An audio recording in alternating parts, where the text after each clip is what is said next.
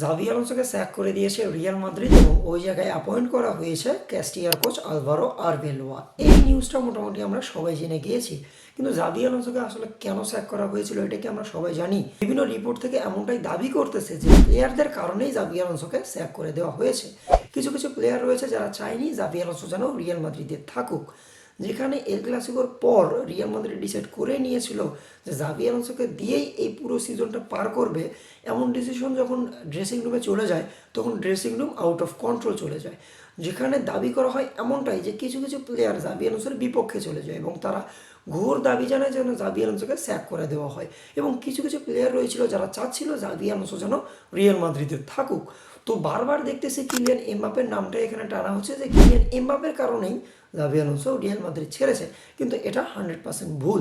যেখানে Kylian Mbappe চাচ্ছিল Xavi Alonso যেন রিয়াল মাদ্রিদে থাকুক, এই কারণেই সে সৌদি আরবে গিয়েছিল ইনজুরি থাকার পরও ফাইনাল খেলার জন্য, যাতে জাভি আলোনসো রিয়াল মাদ্রিদে থাকতে পারে।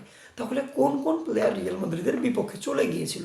সেই প্লেয়ারগুলোর মধ্যে উল্লেখযোগ্য হচ্ছে ভিনিসিয়াস জুনিয়র, ভালভার্দে এবং জুড বেলিংহাম। এক্ষেত্রে জুড বেলিংহাম একদম জাভি আলোনসোর বিপক্ষে ছিল শুরু থেকেই, কিন্তু সে ভিনিসিয়াস জুনিয়রের মতো এমনটা লাইমলাইটে আসেনি এবং এই রকম আচরণ করেনি।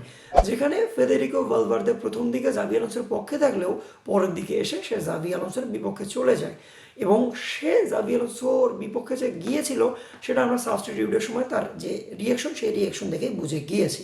কিন্তু জাভি আলোনসোকে স্যাক করে দেওয়ার পর জুড বেলিংহাম এবং ফেদেরিকো ভালভার্দে তাকে যে সম্মান দিয়ে পোস্ট জানিয়েছিল, কিন্তু ভিনিসিয়াস জুনিয়র এখন পর্যন্ত সেই রকম কোনো পোস্ট দেয়নি এবং এটা দেখে আমার মনে হচ্ছে না যে এটা রিয়াল মাদ্রিদের জন্য খুব ভালো কিছু বয়ে আনবে।